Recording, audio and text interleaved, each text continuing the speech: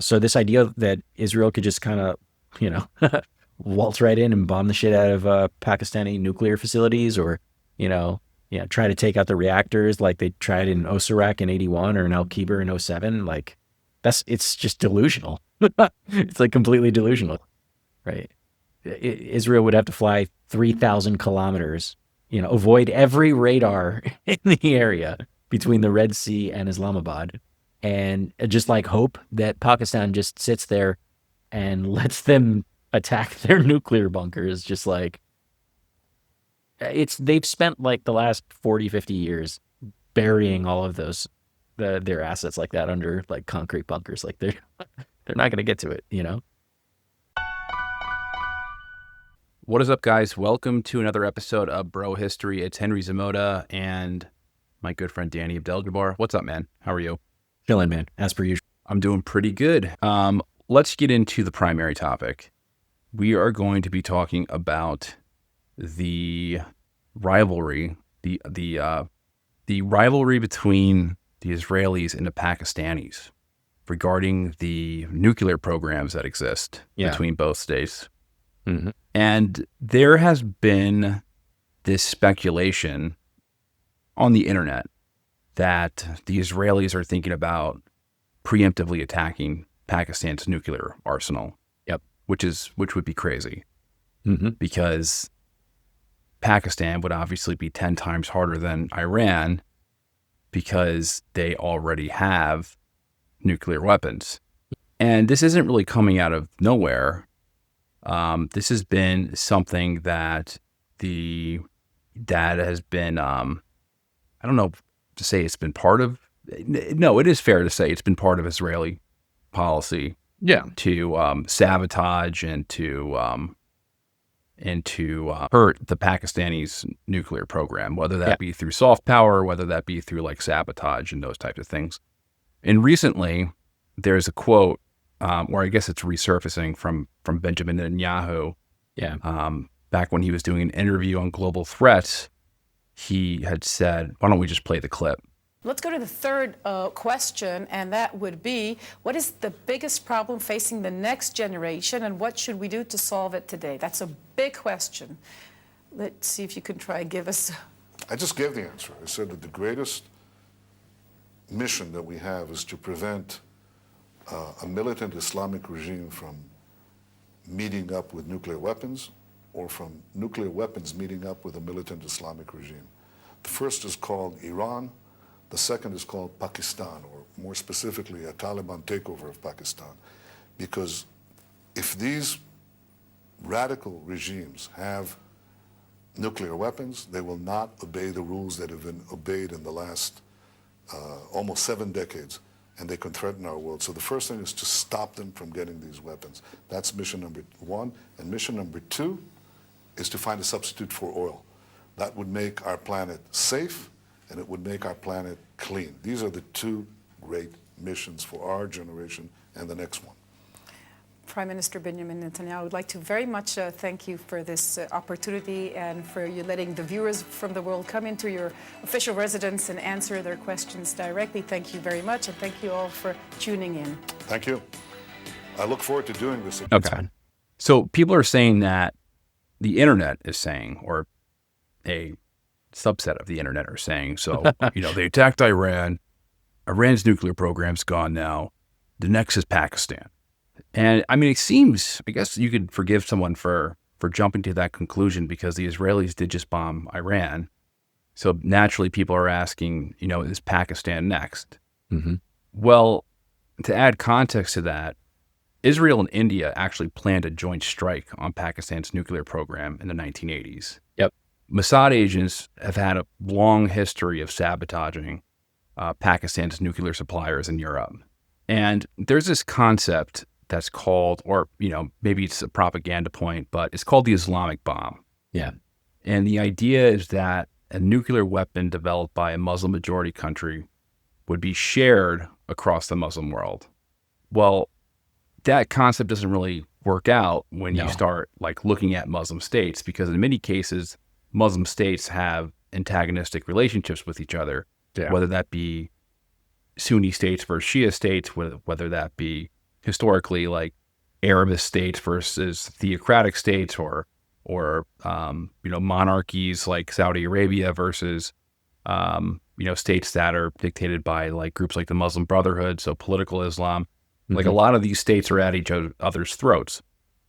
So to think that they're just going to share a nuclear weapon is, not exactly realistic. It would have happened already, Right. As far as we know, that the Pakistanis have not shared a nuclear weapon with any other state, even though there's been, rumors where they said that they were going to share it with Saudi Arabia and also Iran. And this concept of the Islamic bomb was mainly applied in the context of the relationship between India and Pakistan. The way that they painted it, or at least the Indians painted it, was that Pakistan's nuclear program was religiously driven, and they did that to delegitimize it. While at the same time, India's program was considered a secular program, which is like, okay, so like secular equals good and religious bomb equals bad, because obviously like if you have some theological or ideological camaraderie with another state, then you're going to, worst case scenario, you're going to give that weapon to some like some group with like an apocalyptic religious view, Right. to destroy the world, or create a ultra rogue state or whatever, Right. continue some global Islamic revolution. Mm-hmm. So it doesn't really help at the same time that Al Bhutto, so Pakistan's then prime minister in the 80s, framed the Pakistani bomb as, as a national deterrent, but also as a symbol of Islamic pride. And he had, quote unquote, he actually said this, he called it a bomb for the Islamic world. So the fear was that, again, Pakistan would share this bomb with other states or even non-state actors. I think that Netanyahu clip, he's referring to like the Taliban. It's like, what if they give this bomb to the Taliban? Right. So the Israelis are saying that the Islamic bomb is just as much of a threat to them as to India. However, Pakistan isn't like a theoretical threat. They already have nukes, and they also have a delivery system that can hit Israel. Right. And it's a big military. Right. And they've had this for decades. Yeah. So they have a advanced program with an advanced military. So the scenario of Israel launching some sort of preemptive attack, I think in most people's opinions, is pretty low. Right. You're 100% right. And I just want to clarify, because you kind of touched on it a little bit. I want to make clear, technically speaking, what Bibi meant in that clip was that Israel had a need to prevent like a terrorist regime from getting nukes. So in the case of Pakistan, he wasn't talking about the actual state of Pakistan getting nukes per se. He was warning about like exactly what you said, like a Taliban-style extremist group that either worked with the Pakistani government and maybe the Pakistan used them as proxies and gave them a bomb to use, or in a worst case scenario type of situation, like a Salafist, militia takes over in Pakistan role, and then now they have access to the entire arsenal that Pakistan has, right? That's the official line, of course, right? That's the diplomatic interpretation that I've read in a bunch of places, and when you combine that with the fact that Netanyahu literally just oversaw a direct strike on Iran's nuclear infrastructure for the first time in history, that like what if scenario starts kind of writing itself, right? It's not totally crazy for people to think that, that this was a personal checklist of Bibi's and he started with Iran and, now it's going to end up somewhere in Pakistan, right? Iran and Pakistan are two totally different animals, as you pointed out, Henry. Iran was mostly a shadow war until it became a hot war. And if there was a conflict with Pakistan, that's a 100% get it to war. Like, I think that's the only goes. Because unlike Iran or Syria or Iraq in the 2000s, like Pakistan already has those nukes. Like somewhere between 100 and 160, depending on who you're asking. They're all operational, as far as we know. They're deployed. They have long-range missiles, the Shaheen 3, that can definitely hit Israel and many other places from the western coast of Balochistan in Pakistan. So this idea that Israel could just kind of, waltz right in and bomb the shit out of Pakistani nuclear facilities, or, try to take out the reactors like they tried in Osirak in 81 or in Al Kiber in 07, like it's just delusional. It's like completely delusional. It's not just risky. I mean, it's like operational, right? Israel would have to fly 3,000 kilometers, avoid every radar in the area between the Red Sea and Islamabad, and just like hope that Pakistan just sits there and lets them attack their nuclear bunkers. Just like they've spent like the last 40, 50 years burying all of their assets like that under like concrete bunkers. Like they're not going to get to it. This isn't just like a random, centrifuge that they set up in the desert. These are hardened nuclear. This is a hardened nuclear and hardened nuclear sites, with delivery systems that can and would shoot back at Israel. And so here's where it gets interesting, though, because even though it sounds like you pointed out before, Henry, Israel actually tried to stop Pakistan from making a bomb before, with sabotage and with assassinations and backroom deals, and even, as you pointed out, that joint airstrike with India. So, this isn't like, brain rot. There's some history there. There's some stuff, right? There's a quote from Bibi Netanyahu who calls out, Pakistan directly after Iran in terms of targets, right? But, to understand how all this works, it's, you have to go back a couple of decades to a time where Pakistan wasn't nuclear yet, was like watching super closely and Well, I think it's worth going over like Israel's doctrine when it comes to dealing with nuclear states. Yeah, for sure.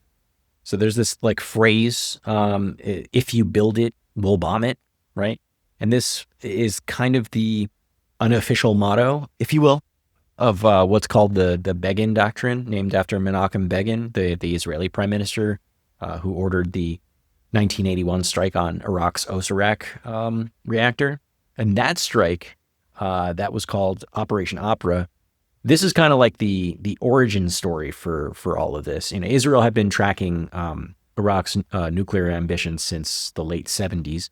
Saddam Hussein was building a reactor outside of Baghdad, and that one was called the Osirak facility. And officially, the diplomatic words for it was that this was, scientific research.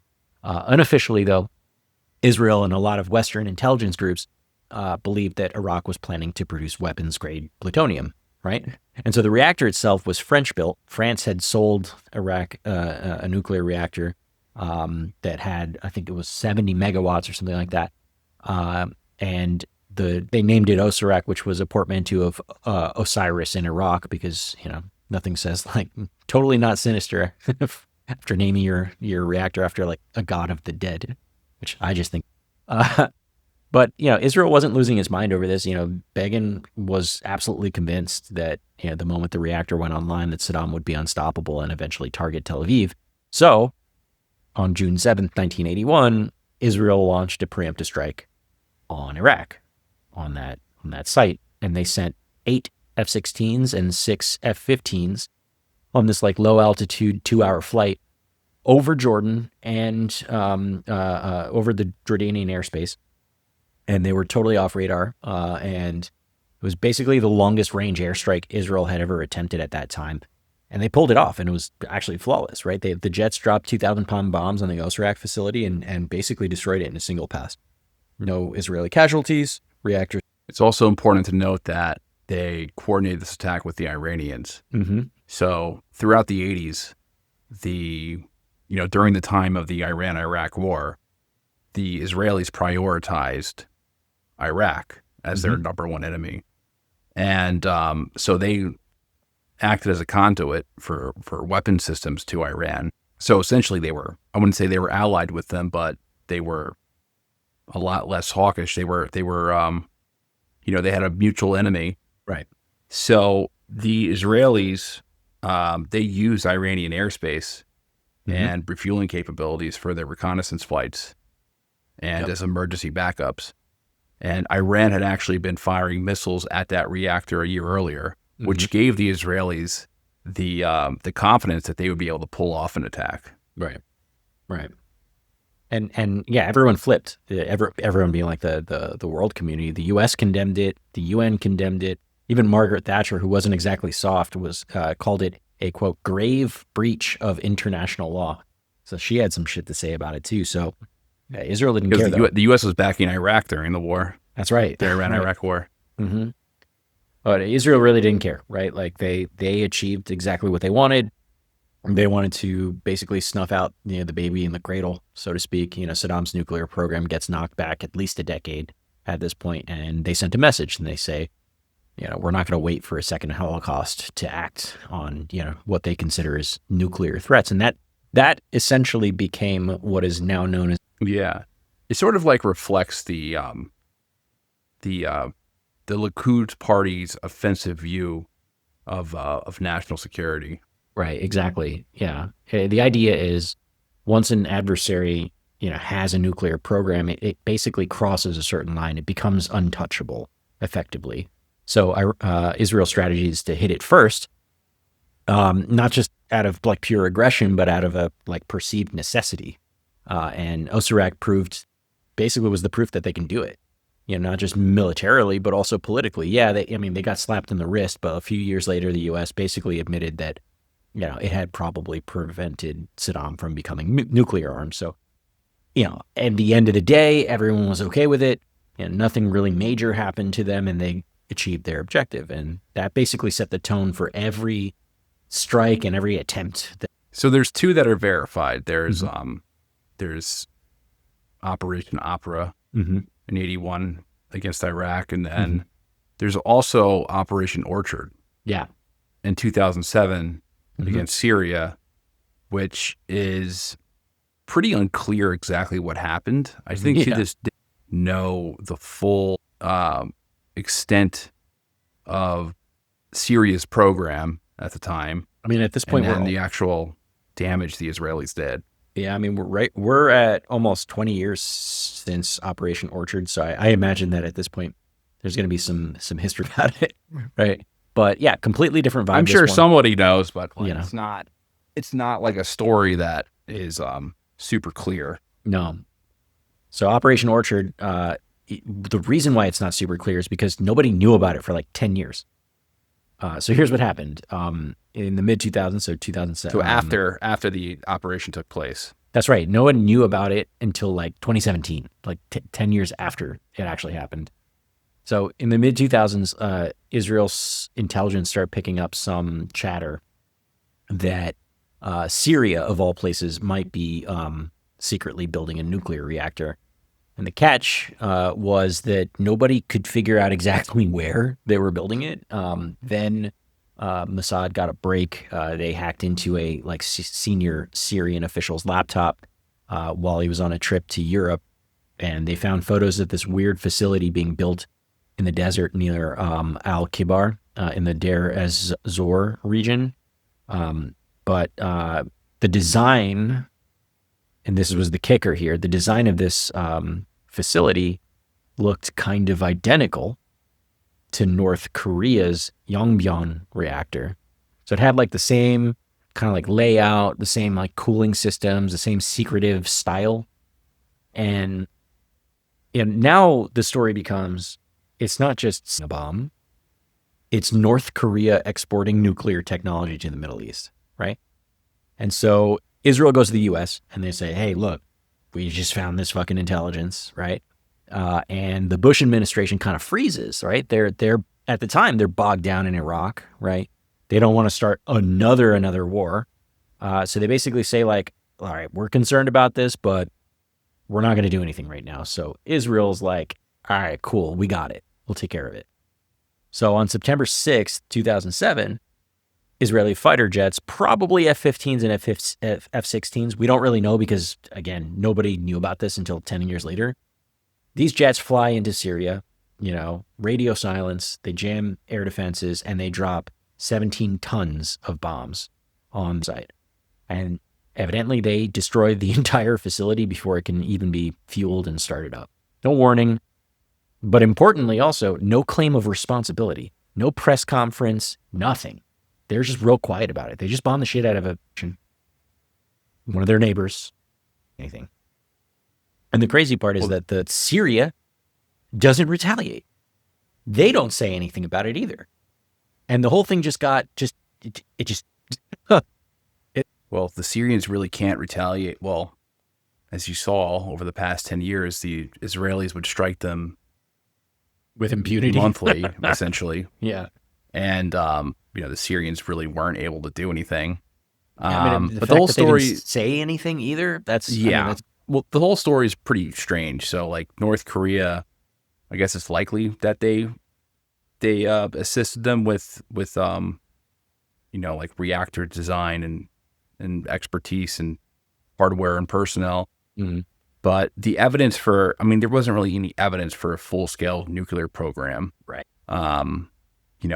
We're relying on limited intel here. Mm-hmm. And there's also a propaganda element with North Korea, because at the time of that was during the 6-party talks with North Korea's neighbors to essentially like start the conversation to bring their nukes to negotiate their nukes away. Mm-hmm. And that could have been a propaganda point to kind of derail that, but it's the whole thing is pretty strange.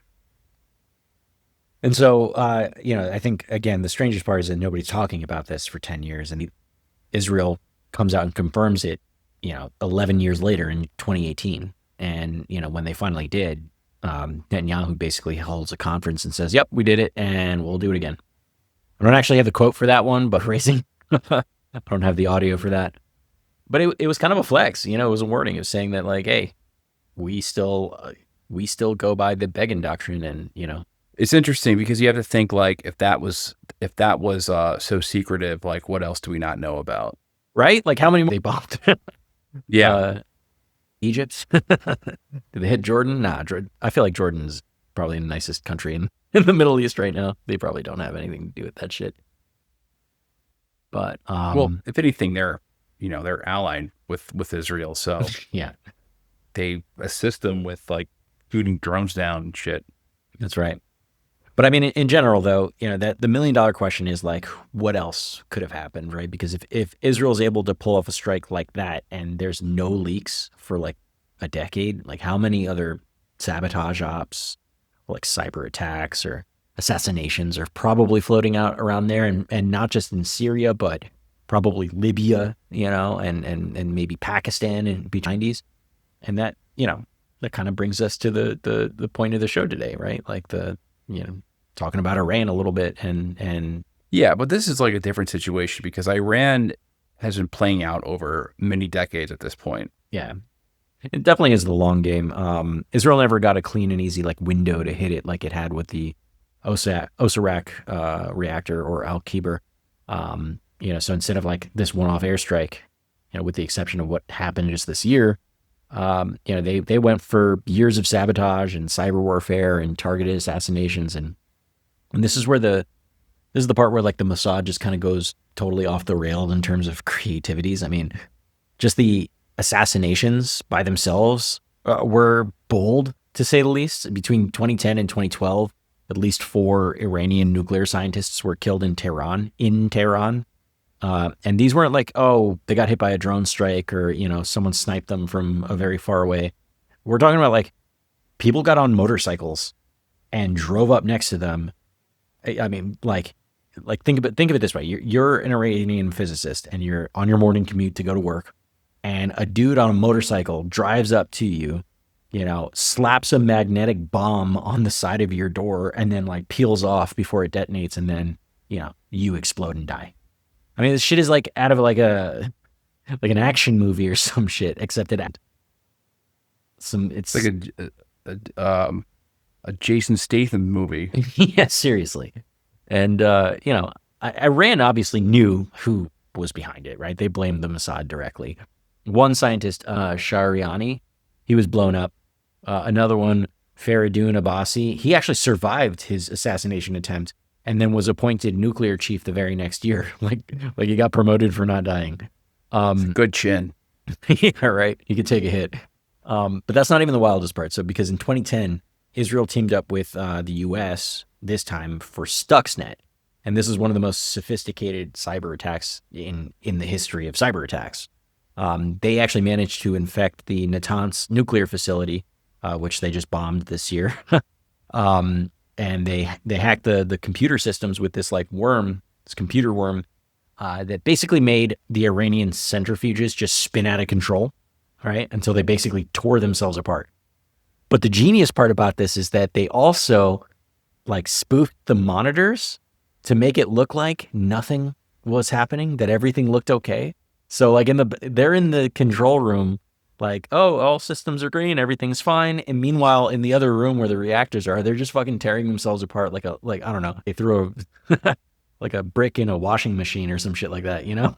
Just like totally tore themselves apart, which is crazy, right? And it worked. Yeah, that's exactly what I was envisioning, like a brick in a washing machine. Uh-huh. I mean, I don't know what that looks like. I don't know what that sounds like. It's like probably the fucking crazy. centrifuge is spinning out of control. Mm-hmm. You would think that would make a sound, Mm-hmm. or it would show some signs, but it's wild. So they basically hacked like the matrix inside of a nuclear lab. Yeah, basically.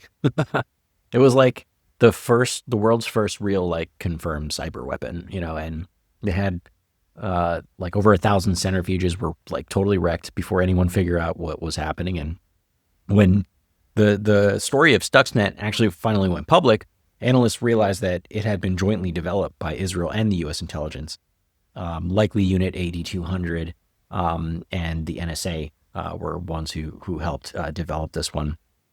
And that obviously delayed Iran's enrichment capabilities by several years.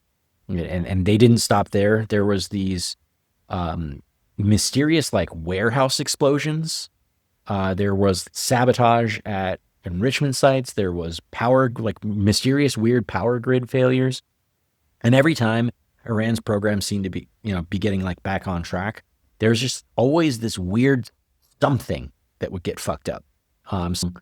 And, Israel's whole goal was to stall, disrupt, and basically bleed this program dry until either diplomacy or regime change or whatever, So obviously they can't do a knockout punch. So it's like a death by 1,000 cuts. Exactly. And it worked. Point.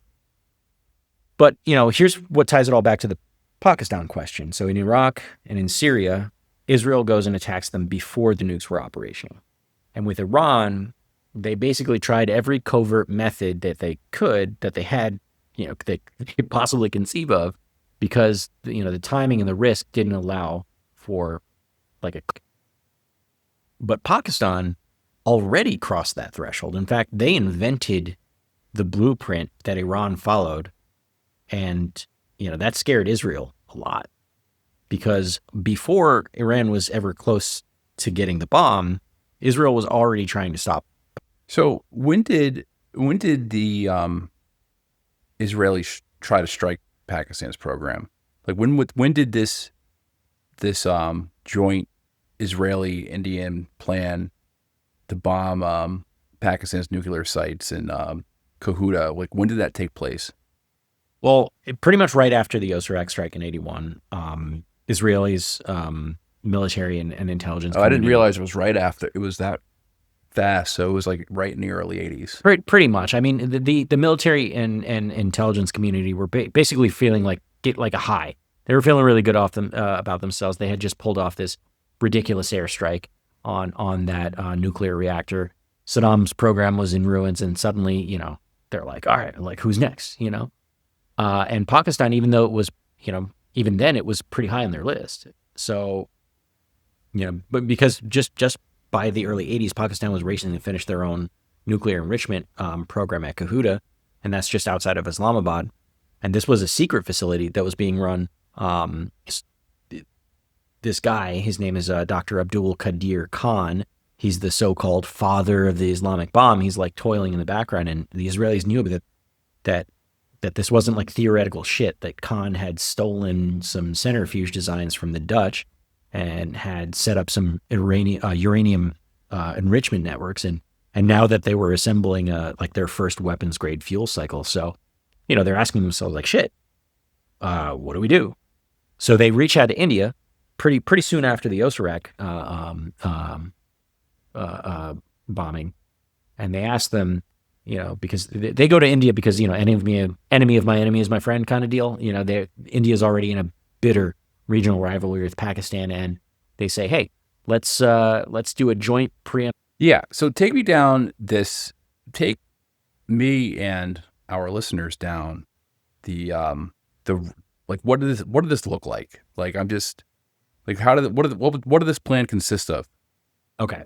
So it starts out with the planning process, right? So the Indian Prime Minister at the time, Indira Gandhi, not Mahatma Gandhi, apparently approves the plan in principle, basically. But as the operation starts growing closer, they start getting a little bit nervous, right? India's top brass was like worried that a preemptive strike on Kahuta could provoke a full-scale war, and maybe even a Pakistani nuclear test out of just desperation, right? So Gandhi actually ends up backing out, and the whole thing gets called off. But here's the point, though. Israel was already 100% ready to hit Kahuta. They saw it as just like rerun of the Osirak attack, and just same threat profile, just different location. And it didn't matter that Pakistan was threatening Israel directly. In their minds, like a nuclear Pakistan was a regional destabilizer, and that made it a valid target. But okay, so that was the strike that almost happened. But Right. You said that Mossad wasn't just waiting around; they were already running sabotage ops. Right. So long before we were hitting people with Stuxnet and shit like that, Israel had been playing dirty in Europe. So back in the late 70s and early 80s, Pakistan was heavily reliant on European suppliers to build its nuclear program, especially companies in Germany and Switzerland. And these were firms that were making components for things like centrifuges, high-speed rotors, vacuum pumps, all the boring shit that you need to enrich uranium. So the Mossad goes after them. And there's reports of these like letter bombs that were being sent to European engineers that were working with Pakistan, and Israeli agents showed up at like German and Swiss firms and said flat out, like, you don't want a Muslim country to get the bomb. That's actually a quote from a Pakistani nuclear official who later like testified about this. And there were also these like weird random explosions, like mystery explosions that no one can really trace back to anyone. Hint, hint, wink, wink, that were happening at warehouses, and, a bunch of like anonymous threats were issued to shipping companies that were shipping the products from Europe to Pakistan. And there was at least one assassination of a foreign technician, and all of these were believed work. So I was going to ask you, how many, did they kill anyone with these letter bombs? What is a letter bomb? Just like you open up back the in the letter day, and glitter? I think of like glitter popping out on you, but nah, man. Do you remember back in the day when you were kids and like there was like a weird fear that there was gonna be a bomb in the mail, and when you open it up, it explodes or what that? I guess. Oh, so like from a package, Yeah, like letter bombs, like the Ted Kaczynski. kind of. Yeah. Mm-hmm. Okay. That's interesting. So they Yeah. killed one, At least one European foreign technician. Exactly. So okay, so they're trying to strangle this program in the grave, Right. and these aren't confirmed. So Right. I guess they're successful not leaving any fingerprints. Exactly.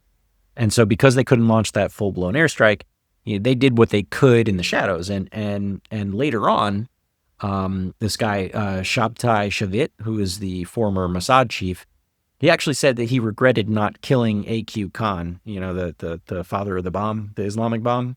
He said it was a missed opportunity, and that's like how serious they were looking at doing that, and how serious they took their operations against Pakistan. So when people say that Israel's obsession with the Islamic bomb is a new thing, it's not. It's just they've been operating in the background, kind of in the shadows, for like 40 years. So all right, so the original strike it falls apart. Right. But Mossad is sabotaging their program in Europe. Mm-hmm. But also a war breaks out in 87. That's right.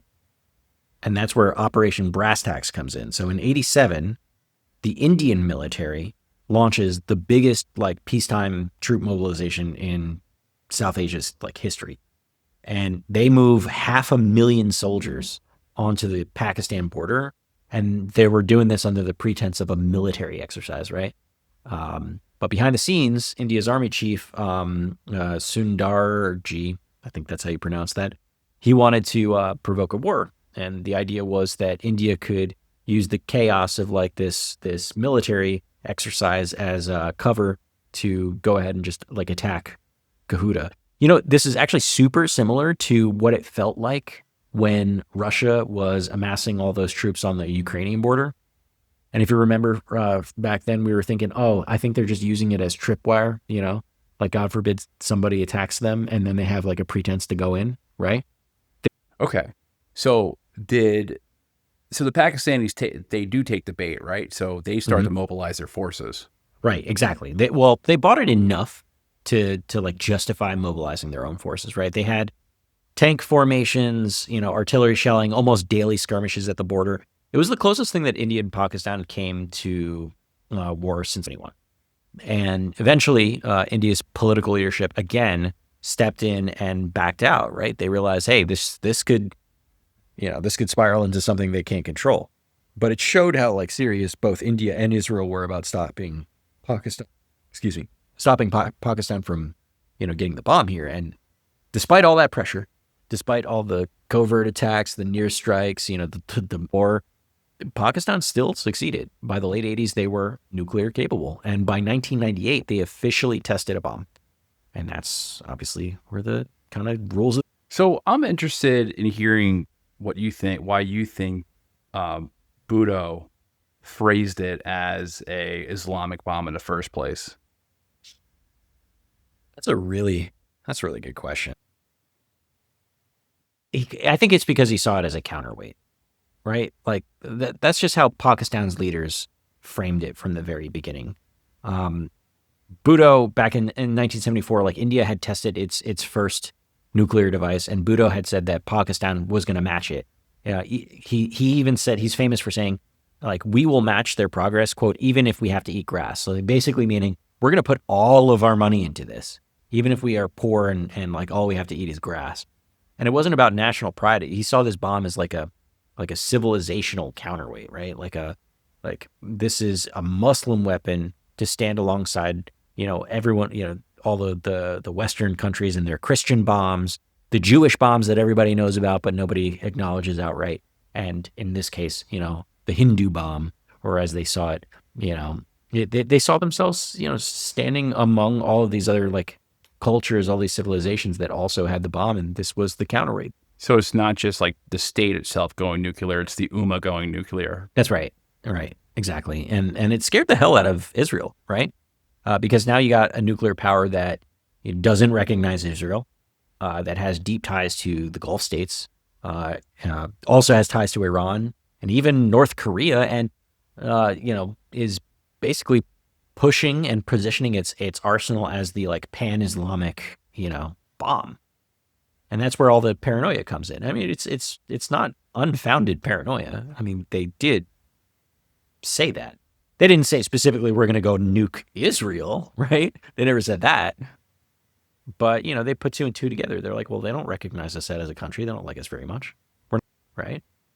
So even though Pakistan threatened Israel, the idea is that, you know, its weapons could be maybe given to a party that does threaten Israel, or maybe could be used as leverage in the wider Muslim world, like if they form like a bloc or basically, like, you know, just how like the U.S. protects the rest of the NATO countries, right? What if Pakistan just starts to protect the rest of the Muslim countries because they have? Yeah. Well, I guess that is valid.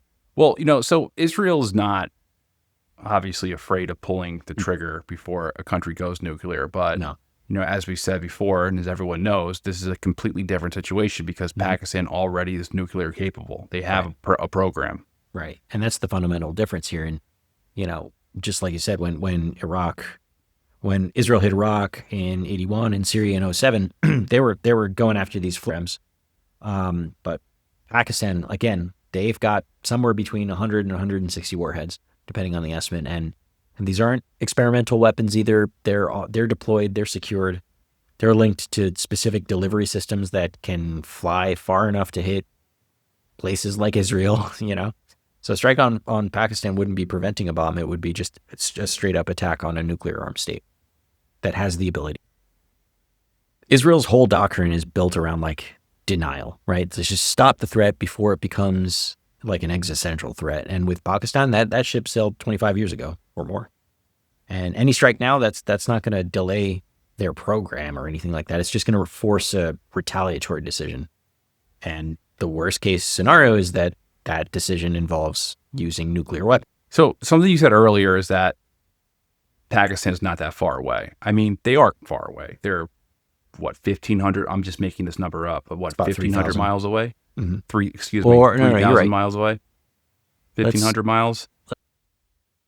It's 3,375 kilometers or 2,097. Okay. So that is a far distance. I'm interested in hearing more about Pakistan's actual, like their program. Like they have the range to hit Israel. Right. Which is go ahead. Yeah, sorry. You're right. It's not super close together, but because ballistic missiles exist, distances become kind of short, right? So Pakistan has really good intermediate range ballistic missiles, specifically the Shaheen 3, which I mentioned before, which has about 2,750 kilometers of range. And if you go to the distance that I tracked was like from airport to airport, right? But if you go on the western coast of Pakistan and set up your ballistic missiles there, now Israel is within range, right? So that distance that I gave you earlier of like 2,000 miles, that's from Islamabad to like Tel Aviv, right? And those are apart. But they are within striking distance. Think about that. Okay. So if Israel launches an airstrike, they have to factor in, a potential missile strike hours later. It wouldn't be hours, it'd be minutes, but still, they'd have a chance. I mean, especially looking at like how they perform against Iranian intermediate ballistic missiles, they would have a chance to shoot them down, at least most of them, right? But without like the U.S. blocking all the they'd get hit eventually, You'd hit. And not to mention, like, the weird thing about this is that Pakistan is technically an ally. That is true. So like, I don't know how. I just don't know how well it would go over if Israel decides to hit another one of their allies. I just don't know. I think that would make things kind of complicated. Well, that's why this is very unlikely to happen, because there's too many. Because Pakistan was very important when it came to arming Islamist groups in the 1980s during the Soviet-Afghan War. I mean, they're still important now. We don't have as good of a relationship as we had with Pakistan 10 years ago or even 5 years ago, but it is like a strategic ally. But let's just go into the hypothetical for shits and giggles. All right. Although this is extremely unlikely, we're talking about a 0.2% chance of happening. Yeah. If the Israelis did want to pull this off, what is your take on how they would get there? It would be difficult. It would be my short answer. Like I said before, there's like 2,000 miles between Israel and Pakistan from, air. So that means that, if you think about that, that's double the distance of the Osirak strike in 1981.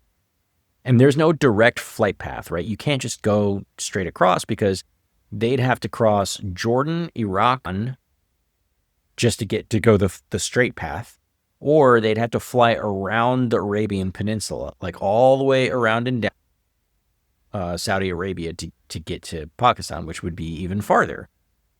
Which means, even if they're using their longest range jets, like the F-35Is, right? These things have stealth and extended range, but even they would need, aerial refueling to pull that off, which means that they'd also have to send tankers, into potentially, contested airspace. Tankers are not stealth. Like you could see those. Okay. Yeah. So the planes might make it, but the tankers would get shot down. Right. And without refueling, the jets can't come home. Right. So, Israel could try to like stage from a friendly country, right? Like they could maybe use an airstrip in the UAE or Western India. But of course, that's a huge diplomatic risk, right? Like India, for example, it would be insane to let Israeli warplanes launch a strike on Pakistan from the Indian territory, because Pakistan would be waiting for something like that. They already have their like strongest radar nets, especially around Kahuta and Sargodha, pointing in the direction of India. Like they're expecting India to try some shit. So like unless Israel figures out a way how to port, which shit at this point I'm not putting it behind them. Pakistan's air defense is going to see them coming. Yeah, so they're going to intercept them before. They're probably going to be like dogfights and shit. Yeah, before they even reach their target. Right, and even if they do get through somehow, most of Pakistan's nuclear infrastructure is hardened and like not in the same place. Right, you're not hitting one building with like in Osirak, it was like a single building. You'd need like a full campaign. Not a one-night strike to like meaningfully degrade it. And you probably also need some buffs, which it doesn't have. Like maybe I heard some talks about, potentially selling B-2s to Israel. If it happened, How many B-2s would we sell them? I don't know, but even one would be fucking dangerous. I think we should not sell that to anybody. Yeah. It's the reason why we don't sell our F-22s either, right? Like they're fucking dangerous. We shouldn't even have them. Like, let's be real. They're nuts. Yeah, the whole strike with them taking off, because they took off in where did the B-52 take off to bomb Iran's nuclear program? Wyoming or something? Yeah, that's just wild. That is a wild operation. Whiteman Air Force Base. Because you would have assumed it took off in the Middle East somewhere, but it takes off in takes off wherever the fuck it wants, right? It refuels in the middle of the Atlantic Ocean and then just bombs the shit out of you and then goes away and no one ever sees it coming. That is not something that we want anyone else to have, like at all. We did an episode on the B-52s a while back. Yeah, that was a long time ago. We should. Yeah, we should either expand upon that or I don't know. We'll figure something out. We could talk about the Russian equivalent of it. Oh yeah, the Tupolovs. Yeah. Yeah. So, okay, that's the logistics, but let's just go back because you had said this, as far as I'm aware, the Pakistanis have never threatened the Israelis. Exactly. And that's kind of a critical point here. Pakistan's nuclear posture is almost entirely like India focused, right? Their doctrine, it's officially a no first use doctrine. They have a very clear, nukes are meant to deter India. Like that's why they make them. Israel and Pakistan, like they've never fought a war. They've never had an active front. They've never traded fire. Yeah, there's some like covert shit that Israel probably did in Pakistan, but that's not out in the open. There's no casus belli. There's no ongoing proxy conflict. There's no, intelligence that is indicating a threat on Pakistan. Yeah, it doesn't recognize Israel for sure, but and it backs the Palestinians diplomatically. But that's like that, it's like I think fucking Guatemala backs Palestine. They're not a fucking threat. And Israel, like their attention is overwhelmingly locked onto places like Iran and Hezbollah and Hamas. I mean, you could argue based on what Bibi Netanyahu said himself like 10 years ago that maybe Pakistan is on the radar too, but it's just not operationally on that threat board, It's too dicey, Yeah, it's just wild that people are like, there's like articles being written about it. Because just imagine what the fallout would be diplomatically. Right. I mean, I think probably like diplomatic Armageddon, right? Like we're just talking about it diplomatically. First off, like if Israel's already kind of getting beat up in the world stage a little bit now, any remaining goodwill that they have, especially with every Muslim country in their neighborhood, especially ones that they've spent decades to normalize with. Think UAE, Bahrain, Morocco, Saudi Arabia, people who they've been inching closer to. The scenes, all that shit gone, right? Like that's not gonna fly. Even India, I think, who's Israel's closest defense partner in the region, they'd be in a bind because if Israel drags, South Asia into like this nuclear fight, India would obviously face blowback from both sides, right? It could force New Delhi to choose between two bad options: either alienate Israel, who's a huge trading partner of theirs, especially on the defense side, or risk like a Pakistani escalation. And then you have China, right, who's Pakistan's strategic ally, and that breaks certainly, I don't know. Maybe they would arm Iran. Maybe they would step up naval deployments. Maybe, I don't know, maybe they would start talking about going nuclear. It's a possibility. I don't think Yeah, the big question is how the U.S. would react. Would they? It seems like now that depends on who's the they president. could launch a nuclear. They could launch a nuclear weapon with this administration. I mean, even Trump got mad. You could tell. Yeah, when they were violating the ceasefire with Iran. Yeah, because they were fucking it up, right? They were doing too much. They weren't violating it. Well, they were afterwards, but prior, when the ceasefire was coming, they were doing like an all-out attack. Like Trump gave them 12 hours to wrap it up. He was like, "You got 12 hours, wrap it up," and then they decided to just fucking launch all of the missiles. And Trump was pissed at them because like, "Yo, you guys are doing too much. That's not what I meant." So yeah, maybe there would be pushback. I think the U.S. public mind, I think the administration would be very hard pressed. Washington would have to be trying to keep, South Asia stable for decades if this happened. If Israel launched a first strike on a nuclear armed Muslim country, it basically blows up every narrative that the West has tried to hold it together. Like if an Israel supporter in D.C. would be like, "Well, what are you doing?" So yeah, I mean, I think beyond sheer military insanity, the political cost would be generational. I think Israel would end up getting isolated, condemned, maybe face actual sanctions, all for an operation that again, to my earlier point, it doesn't guarantee. There's no like reasonable success pattern. Yeah, it's just imagine if like U.S. focus was now on like Southeast Asia. I don't even know, man. That'd be crazy. We're back in Central Asia again to Southeast Asia because like the ramifications would just be so widespread. I mean, suddenly Diego Garcia becomes a big hot target, right? And then that pulls in Britain because they own Syria. That's like a World War, catalyst, I think. Let's do it. So as crazy as this all sounds, it's like not totally irrational to give credit to some of the people who are posting on this. Mm-hmm. It's not totally crazy to ask this question of what are the theoretical outcomes? Because, a few things have changed over the past year. And on one side, you have Israel, a country that over the past few years have showed that they're willing to do pretty insane things. Yeah. Whether you chalk that up to existential paranoia or just U.S.-backed impunity, the results are the same. They bomb Iran openly and overtly. The so-called 12-day war, the first time Israel directly strikes Iranian nuclear structures inside of Iran, that broke this decade-long policy of ambiguity. So there's no proxies. There's no, they're not using MEK agents. They're not using guys on motorcycles. Right. They're just like attacking themselves. And that used to be a red line in Israel.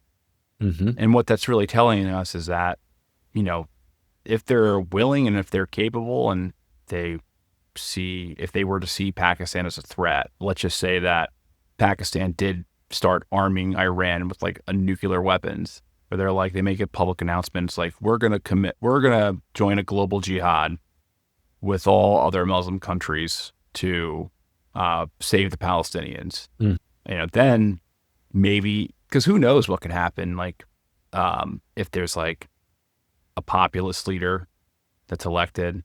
Yeah. If down the road, 20 years from now, it's hard to envision things so far down the horizon, but the global situation could change drastically. You know, you never know if the U.S. loses its ability to conduct soft power, and states kind of start acting more independently. Like, maybe that is a possibility where there's like this Islamic. 'Cause that's where I would see it. Like, if there's like some Islamic coalition that forms together to. But by that time, the Palestinians will probably be gone.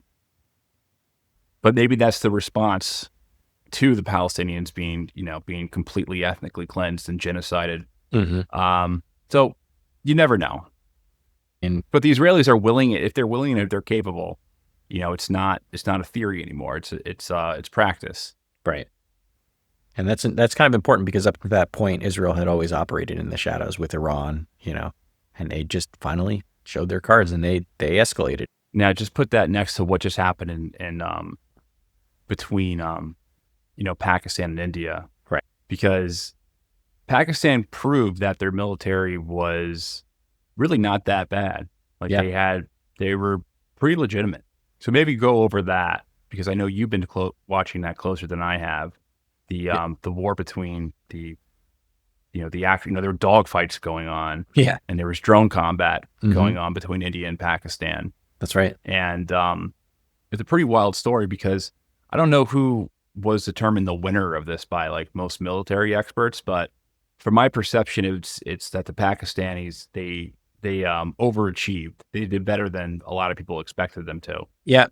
Yeah, they did. And that's kind of the key. That's the second half of this, right? So far we've been talking about could Israel even pull it off? Could they get there? And we haven't really been talking about like how capable is Pakistan? And in geopolitics, people love to count how many tanks do you have, and how far do your missiles go, right? But that doesn't always translate very nicely into real combat capability, right? I mean, if you look at Russia and Ukraine as an example, everyone thought Russia would basically steamroll Kiev in a weekend, right?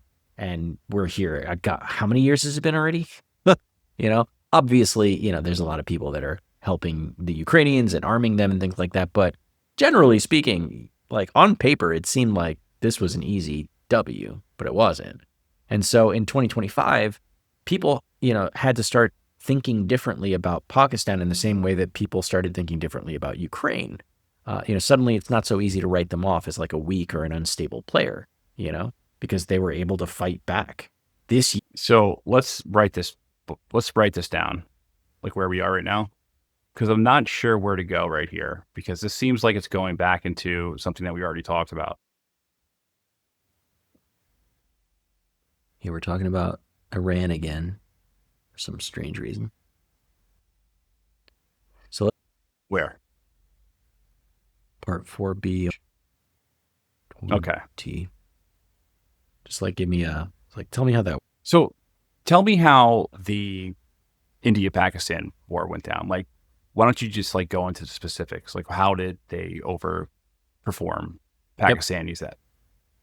Yeah, so this was on in April of this year, so April 22nd, 2025. There was a terrorist attack in Pahalgam, which is a town in the Indian-administered Kashmir, and 26 Hindu pilgrims were massacred. This was the worst attack on Indian civilians in years. And India immediately goes and blamed Jaish-e-Mohammed, which is a militant group in Pakistan. And Islamabad, as usual, denied involvement. But for India, this was their red line. There had been months of kind of simmering tensions already. There were a couple of border skirmishes, a few ceasefire violations, a whole lot of political rhetoric that was heating up. And Pahalgam, that attack was just the thing that pushed India over the edge. And in early May, India's Prime Minister Modi authorized a military response, and that's where things started going. Yeah, and it wasn't just tit for tat shelling. It was a full on shooting war. Yeah, no, entirely. I mean, it officially starts. The fighting officially started on May 7th, 2025, and India launched a campaign, Operation Sindoor, which was a series of cruise missile strikes and air raids that targeted this alleged terror camp in Pakistan administered Kashmir. So basically they were fighting in Kashmir, poor Kashmiris. But the catch was that some of those strikes that were intended to hit these so-called, militant groups ended up hitting civilian areas. So mosques, villages, a madrasa got hit. And Pakistan claimed that they deliberately hit those places, right? And India, of course, goes back and say, we were using precision targeting and it just something went wrong. Pakistan turned around and retaliated super hard, and the war was on from then on out. And what followed was 4 days of intense, like modern warfare, like peer-to-peer warfare, like not, so like drones, long-range missiles. Kind of like the full spectrum of advanced like military hardware. That's right. Dogfights, surface-to-air missiles, missile strikes, all of these things are happening simultaneously. And for Pakistan, it was kind of like a test, right? Because for years, a lot of people were thinking that Pakistan's conventional military was kind of second tier compared to India's, right? At least on paper. They were underfunded on paper. They were super reliant on Chinese hardware, which not a lot of people have a lot of respect for because it's not tested in combat yet. It's, not super modern in all aspects, but what they showed in those 4 days was that they weren't just keeping up; they were landing hits on India. So let's talk a little bit about the air power, because this is where the big highlight of this war and story, because Pakistan really shocked a lot of people on the same day that India launched its cruise missile attack. The skies obviously lit up for the first time since I don't know, I think 2019 was the last time that Pakistan's air forces engaged directly. That was, do you remember that? Because that was when the Indian pilot or was it the Pakistani pilot with the crazy fucking mustache guy? I think it was an Indian pilot. Yeah, and he had that weird handlebar restaurant. Yeah. So that was that one. That was in 2019. So they haven't been fighting since. But this time it was way more intense. India sent out a couple of its Rafale jets. These are from French-made 5th generation fighters, cutting edge stuff, right? Air superiority fighters. They're supposed to be like untouchable. But that morning, Pakistan had this squadron called Squadron Number 15, or the Cobra Squadron, and they were all fielding these Chinese-made J-10Cs fighter jets, right? And you could say it was the jets. I mean, it certainly, that was the platform that they were flying at the time. But the real like shining, weapon that came out of this was the beyond visible range missiles that they used, which were the PL-15Es, which are air-to-air missiles that are used beyond visual range, so that you can shoot them mad far, And those are from China too, right? Yeah, that's right. So these are Chinese-made missiles. They're flying Chinese jets using Chinese-made missiles, and a lot of people, myself included, I'll admit it freely, shitting on these basically copycat Chinese, and it worked. I mean, they used these beyond visual range radar guided missiles, and I think the longest confirmed one was 145 kilometers. So they shot a missile, and 145 kilometers later hit their target. Right? I mean, that's fucking far. This is really far. So they obviously got into dogfights and stuff like that, but that's a massive advantage if you can start by hitting them that far away. And so they launched this salvo of PL-15s from these very long distances, and it caught the Indian fighters completely off guard, right? And then by the end of the day, Pakistan had claimed that they shot down something like 5 Indian aircraft, including 3 Rafales, a MiG-29, and a Su-30 Mk-1. India denies those numbers, but officially they do admit to losing 1 aircraft, the Rafale aircraft. But there's a lot of independent analysts that are using satellite imagery. And even the French intelligence suggested that it was probably 3 or 4 jets that they lost. But yeah. I had read somewhere that was one of the first Rafales ever shot down. It was the first Rafale ever shot. And these are combat tested jets, right? They've been used in many engagements all over the world. And it's not like a statistic. It's it's kind of humiliating, right? Because the Rafale is supposed to be the one of the best, they call them 4.5, generation 4.5. They're almost generation 5 fighters. They're some of the best ones in the world, right? Even losing one of them to a Chinese-made missile fired from a Chinese jet, a lot of Western defense circles are cringing at the idea. And so, they found a bunch of photos of the wreckage of these PL-15 missiles that were deep inside Indian territory. One of them crashed near Hoshiarpur in Punjab. That's how far these missiles were landing, right? So in just that one day, the Pakistani Air Force basically proved that it could go toe to toe with the Indian Air Force, and up to that point, the general view was that India had total air superiority, right? That's right. And this none of this was supposed to happen, right? India had the advantage in the numbers, in technology, and money, but Pakistan had tactics and good timing and surprised, and of course they used these standoff missiles really smartly. They deployed those fighters in really good coordination, and importantly they kept all their pilots alive. India's response was quick. They adjusted their flight paths. They started relying more on standoff weapons, like using missiles and things like that. But the damage to their morale was already done by that point, and this was just in the first 24 hours. So, like, after that first day, both sides start pulling back because they're like, "Oh shit! Like, this is dangerous, right?" Like, nobody expected, India certainly didn't expect to fly a bunch of Rafale jets over Pakistan and get shot down, right?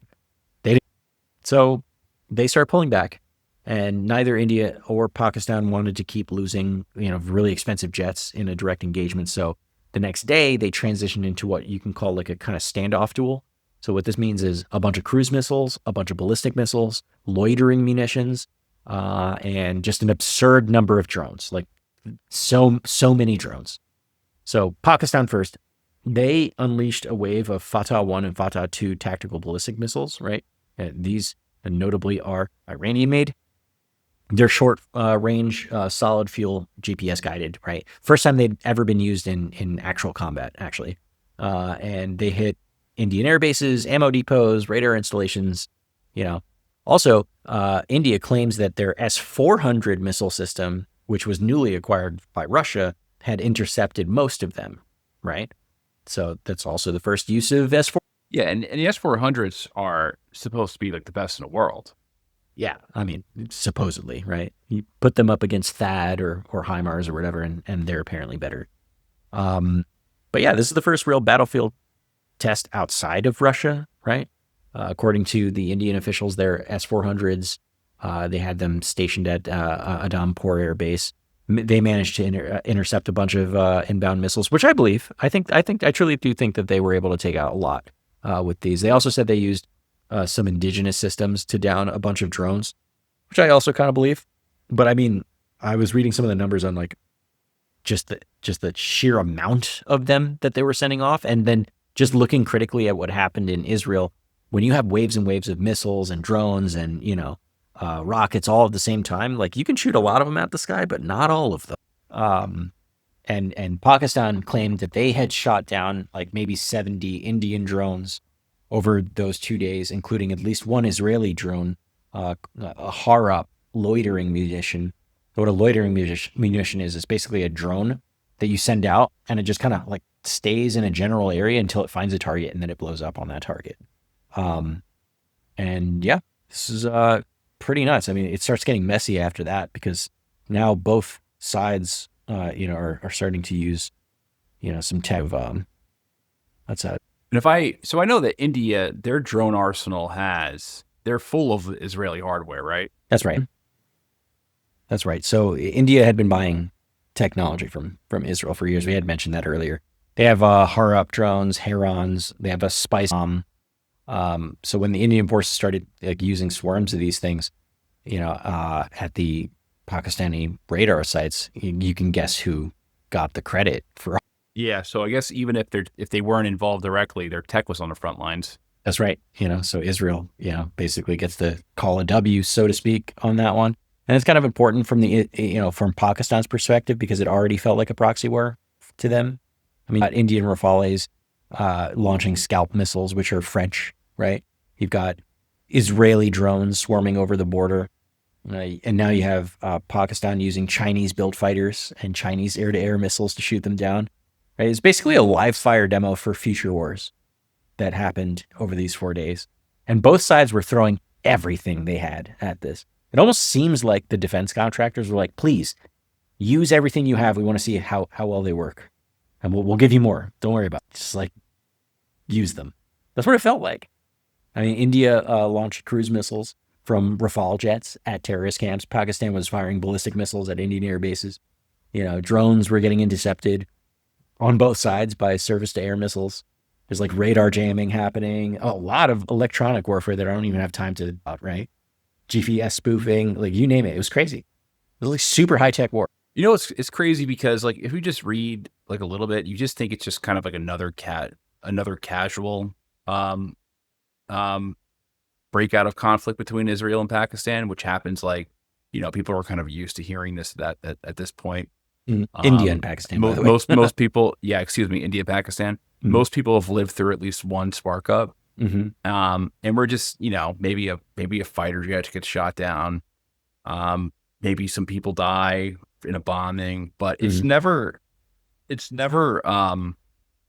something huge like this. And this just seems like the significance is so much larger than what has been essentially kind of explained in the press, because we're not just talking like some 1999 redux. We're talking about like a modern, not just like a modern war, but like the future of war right now. Like this is like the latest shit on the market right now. Yeah.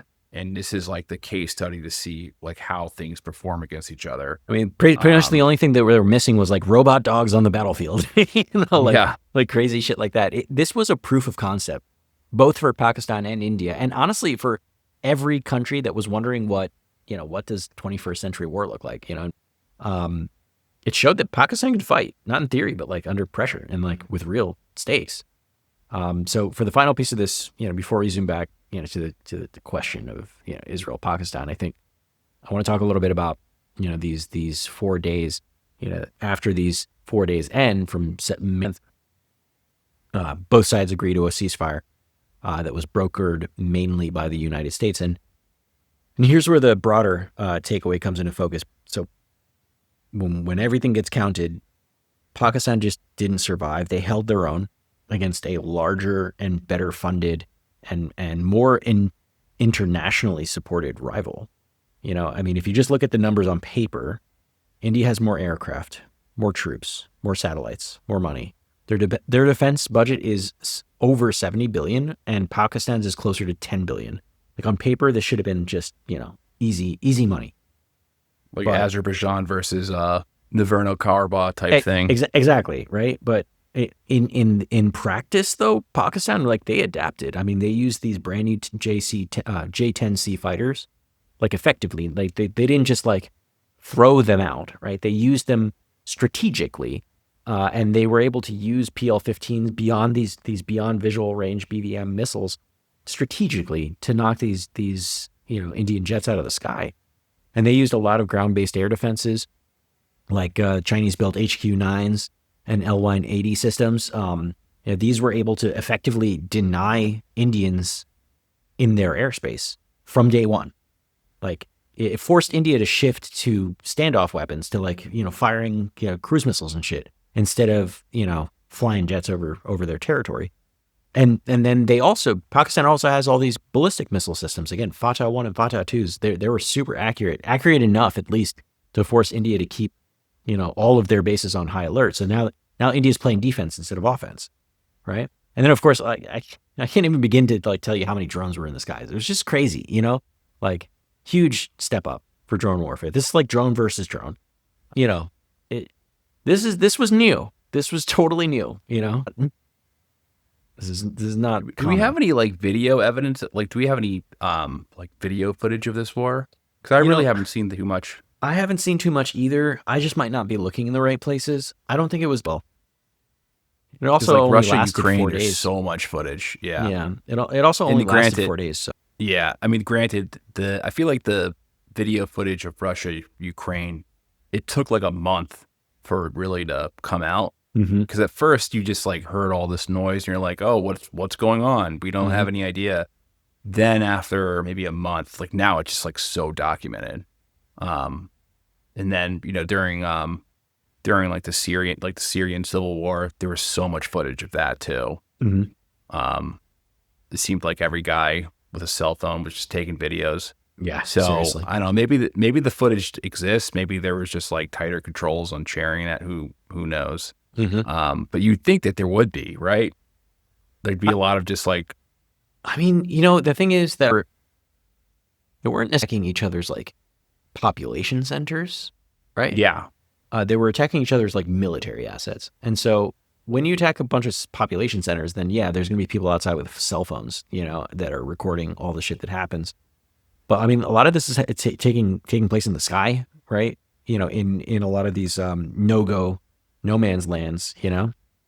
So, and a lot of the missile strikes were targeted specifically at military encampments, right? Because these things are very expensive missiles, right? And the targets are very high strategic targets. So they're not. It's not like Hamas versus Israel or something like that, where Hamas is just launching rockets like anywhere, you know, like to try and see what it like. Both of these actors, belligerents, had the ability to specifically target what they wanted to hit. So that's why I think you're probably not going to see a lot of like you know, hand cam footage, you know, from someone's cell phone of like shit going down. But I would love to. Maybe in a couple of years we'll see like Pakistan will release like, you know, flight footage from the JC-10s. yeah, man. It's I'd be cool to see. it's some I'd love to wild- see it. You know, it's fascinating. Yeah. Yeah. It's just the way that you're describing everything. It's like, it seems like fucking like Star Fox or some shit. Yeah, I guess it kind of. So, you know, the Pakistanis ended up losing more equipment, right? Yeah, they did. It was But I guess expensive. the victory was that they changed the narrative. Mm-hmm. That's right. And that's I think the place where I want to end this episode, Henry. You know, the idea, just kind of tying it back to Israel for a second, the idea that like Israel could just like fly over with impunity and like attack Pakistan is a little bit crazy for operational reasons, but like for practical reasons too, right? Like they literally here, Pakistan just showed that it does. So I don't know. It's just not a good idea. A very, very low likelihood.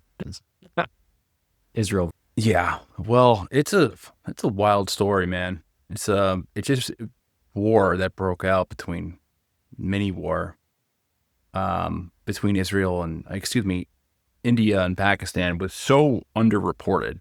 Yeah. That it sounds like kind of a really revolutionary, like a turning point in military history, or at least like a window into where we are, like a measurement. Yeah. Now I just want to see the footage of it because it seems, I mean, obviously it's war, so it's bad, it's horrible, but at the same time, I mean, it sounds pretty fucking sweet, like cool, the shit that they are pulling off. Yeah. So yeah, let's bounce and good. plug our shit and do our outro. Thanks everyone for listening to another episode of Bro History. Where should they watch us? Everywhere. But Everywhere. we're focusing a lot on our YouTube page there, primarily because you can see us as well as hear us, but also because you can talk to us directly, so you can engage with us there. But we're available everywhere you can get us. We love our Apple people. If you still love listening to the sound of our voices, we still like that too. You can rate and review us there.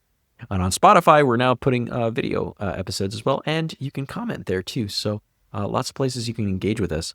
And finally, if you are sick of hearing ads, you can join us over at Substack and subscribe to us for not a whole lot of money. And then you get all of our episodes ad-free, as well as some additional content that we'll post occasionally that's not. All right, guys. Thank you so much, and we will see you. Well, you will hear us soon. Peace, guys.